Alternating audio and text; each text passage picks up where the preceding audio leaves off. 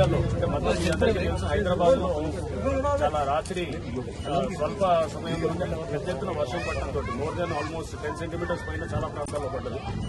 12 centimetres కూడా మనం record అయినటువంటి పరిస్థితి. ఆల్మోస్ట్ చాలా చోట్ల 5 to 4 సెంటీమీటర్స్ దాకా మనకి ఈ వర్షం రావడంతో చాలా ప్రాంతాల్లో మనకి సీరియస్ వాటర్ రావడం.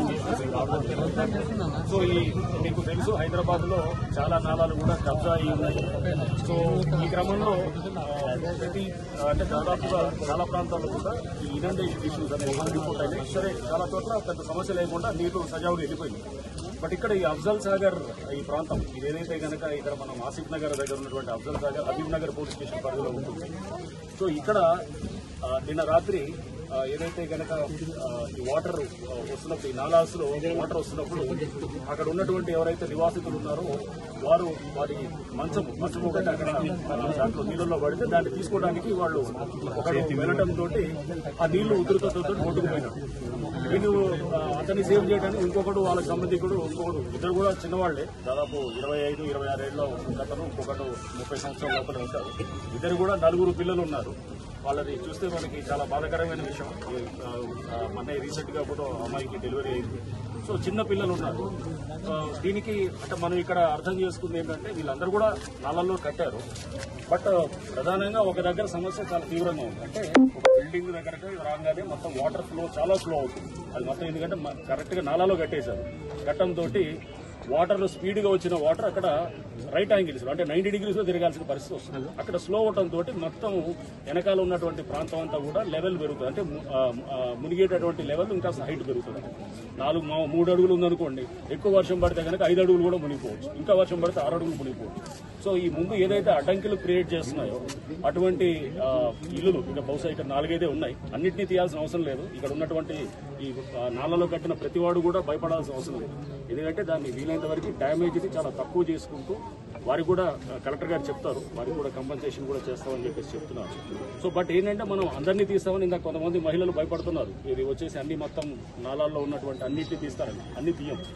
ఫస్ట్ మేము ఇప్పుడు కావాల్సిన సమస్యకి పరిష్కారం ఎంతవరకు కావాలో ఆ స్ట్రక్చర్స్ ఐడెంటిఫై చేస్తాం. ఇప్పుడు స్టడీ చేస్తారు. దీనికి సంబంధించిన అందరు అధికారులు కూడా మేము స్టడీ చేసి ఈ 2-3 రోజులు అంటే దీనికి ఎక్కువ రోజులు కూడా ఏముండదు. పరిష్కారం మీకు 1 వీక్ లో ఇక్కడ కనబడుతున్నారు.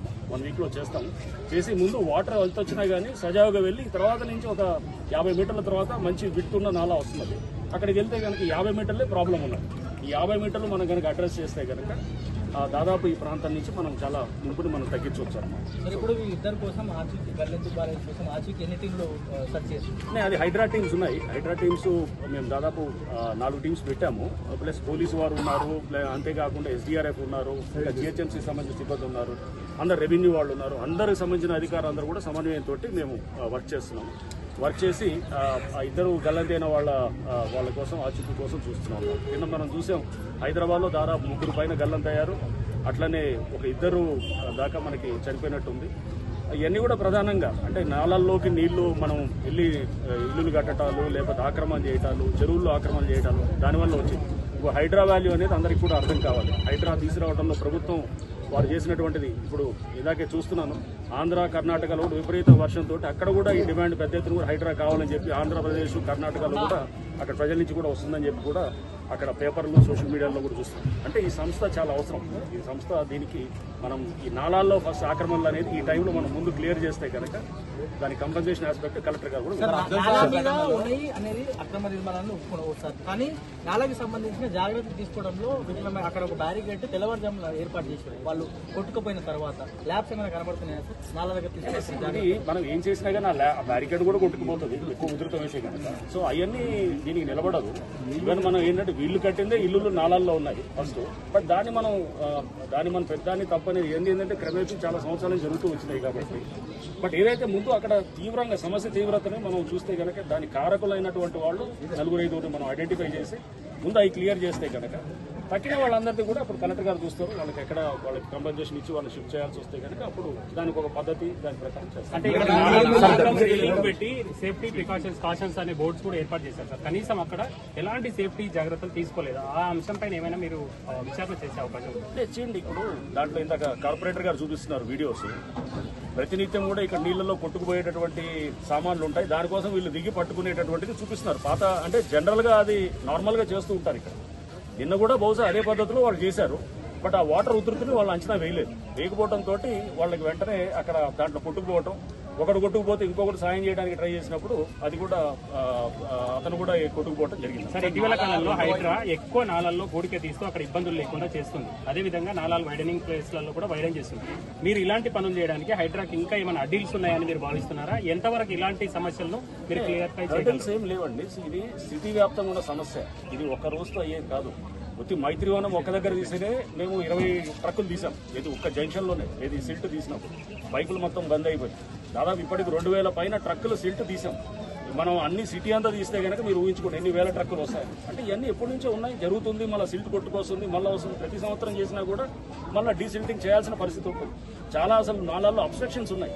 ఇప్పుడు ఇది చూసారు, ఇది అబ్స్ట్రక్షన్ తోటి సిల్ట్ కన్నా ఇక్కడ అబ్స్ట్రక్షన్ ప్రాబ్లం ఉంది. అబ్స్ట్రక్షన్స్ తీయాలి, డీసిల్టింగ్ చేయాలి, ఇవన్నీ మెయింటెనెన్స్ మనం చేస్తే కనుక అప్పుడు తప్పకుండా కొంతవరకు మనకి ఈ వరద నుంచి మనం నివారణ అనేది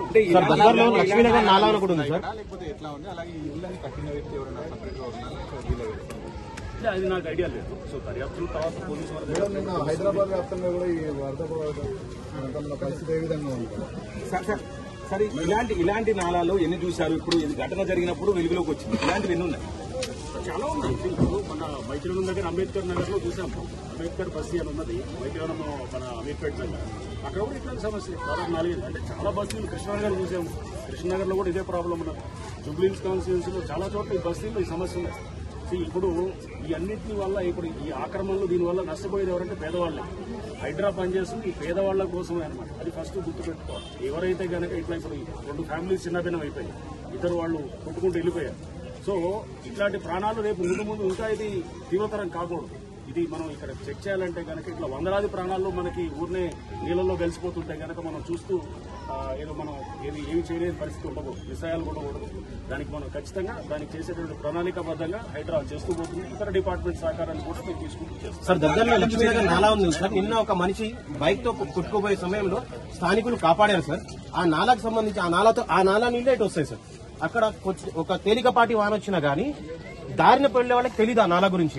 they try to cross that నాలా అండ్ దే మనం క్యాచ్మెంట్ ఏరియా అంతా కూడా ఇక్కడికి వచ్చేటువంటి వాటర్ అంతా కూడా ఒక సమగ్రంగా తీసుకుని అధ్యయనం చేస్తాం. చేసిన తర్వాత ఏదో షార్ట్ కట్ గా ఏదో ఇప్పుడు చేసేది 1-2 చిన్న షార్ట్ కట్ మెథడ్స్ ఉంటాయి అంటే ఇమీడియట్ గా కనపడే. బట్ దీన్ని ఓవరాల్ గా అధ్యయనం చేయాలంటే కనుక కింద కూడా డ్రైనేజ్ ఉంది.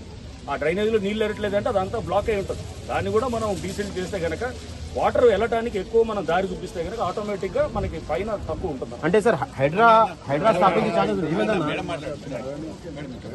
మీరు అడిగిన మీరు ఈ సంఘటన విషయంలో మీరు ఎలాంటి జాగ్రత్తలు తీసుకుంటారు? వాళ్ళకి ఎలాంటి భరోసా? హైదరాబాద్ లో చాలా ప్రాంతాల్లో అన్ఫార్చునేట్లీ నిన్న నైట్ హెవీ రెయిన్స్ వల్ల ఓవర్ ప్రాణాలు కోల్పోవడం జరిగింది.